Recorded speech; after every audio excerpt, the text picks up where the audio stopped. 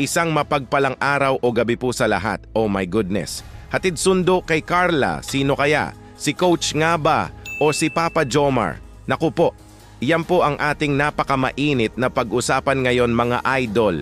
Grabe talaga to. Papa Jomar versus Muscleman Coach. Halaka!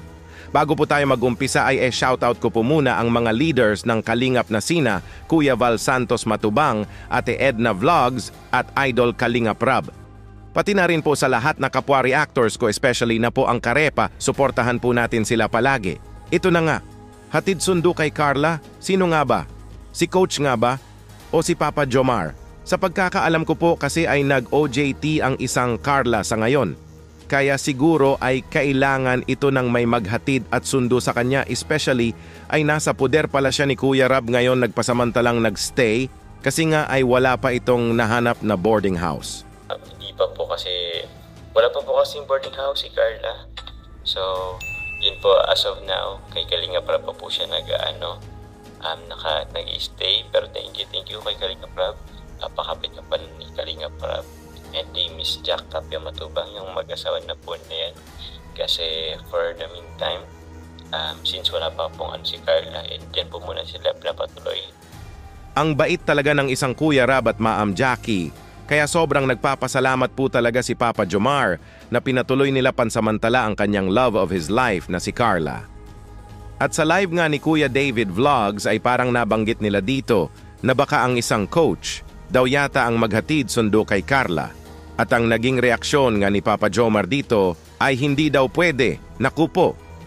Baka live kay David nag-usapan saan mag-boarding si Carla. Maghatid sundo nyo lang baka si Coach. Ay, di pwede. Grabe! Mahal na talaga ni Papa Jomar ang isang Carla na di po talaga ito papayag na si Coach ang maghatid sundo nito. Kasi nga, ay alam naman po natin na crush nito si Carla. Halaka! Ayaw talaga ni Papa Joms, baka didiskartehan ni Coach. Pero if ang isang Kuya David ang maghatid sundo kay Carla ay no problem po ito kay Papa Jomar. Sabi ni Riza Ramos, hatid sundo ni Kuya David si Carla. Uy, thank you Kalingap David. Yan po kasi apakabait naman din po ni Kuya David Vlogs. At sisundo po si Carla.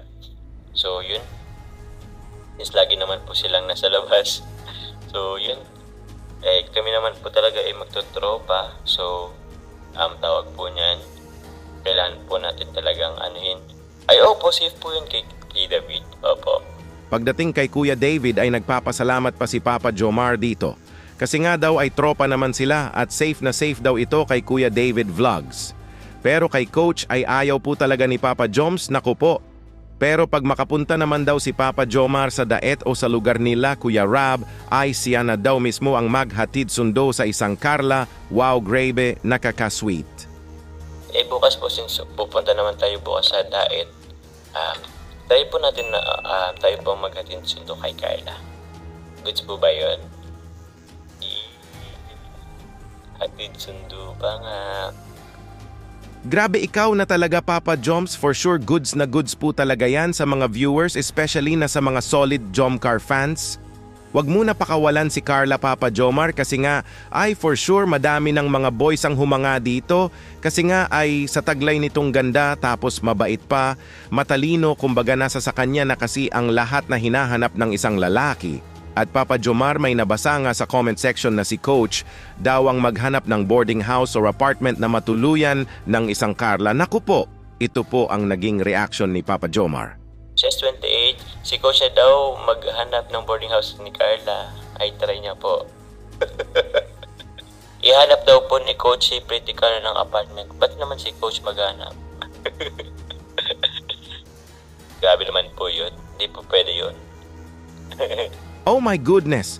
Parang nagselos na nga naman ang isang Papa Jomar at napasabi nga siya na grabe naman po daw yon at subukan daw ni Coach na try! Naku po, at grabe to! May nag-comment nga na baka pwede daw kiss at mahug ni Papa Jomar si Carla para sa nag-comment. Halaka! I-kiss mo na kay Carla at hug na din. Ay, grabe naman po, Ate Mayan. Ayoko, baka ano po tayo, masampaling po tayo. Baka masapak po tayo ni Carla. Naku po, Ayaw daw po ni Papa Jomar kasi nga daw ay baka masapak siya ng isang Carla kasi nga ay alam naman po natin na mahilig po talaga si Carla manampal kay Papa Joms pero sampal lang naman sa katawan, kumbaga sampal na lambing. At sa mga nasabi nga ni Papa Jomar patungkol kay Coach ay joke lang naman daw po iyon. Kumbaga it's part of serye na si Coach ang kung tawagin nating karibal niya na may gusto sa minamahal niya na walang iba na si Carla. Okay din si Coach, mukhang mabait din, pero sa puso namin mga job ka, Francis, ay kayo pa rin ni Bebe ka. Ay, oo naman po, thank you sa Marina. Si Coach po, mabait po yan si Coach. Mabait po yan si Coach. Kaya wag niyo po ano yun na, kasi ano lang naman, good vibes lang din naman yun si Coach. Nasabi na nga ni Papa Jomar na wag po natin bash si Coach.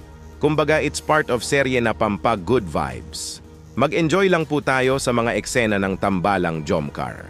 At panoorin po natin ito mga idol kung saan ang isang coach ay nung palagi niyang hinahanap-hanap ang isang Carla na gustong-gusto na niya talaga itong ma-meet.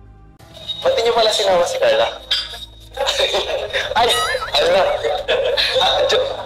Papa Jones, ano po? Asan yung ibang angels po? Nasa kanya-kanya pong nilang bahay. Okay.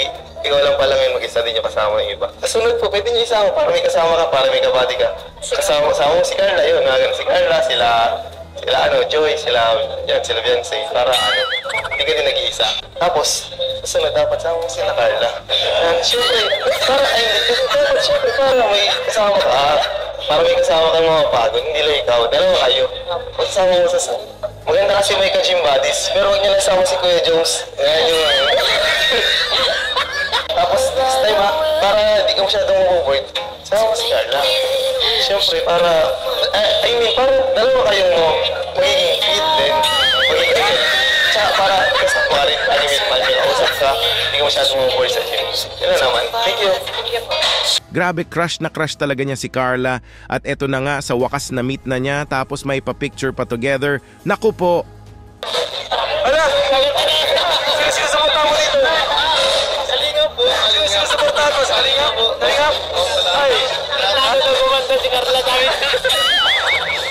Pero number 1 si Carla.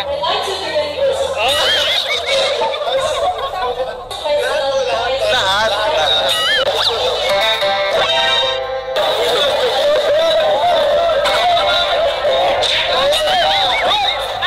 Grabe, kinilig si Coach Kita sa kanyang muka. Naisahan nga niya si Papa Joms doon. Grabe talaga ang dala na good vibes sa ating lahat ang mga kilig eksena ng tambalang Jomcar.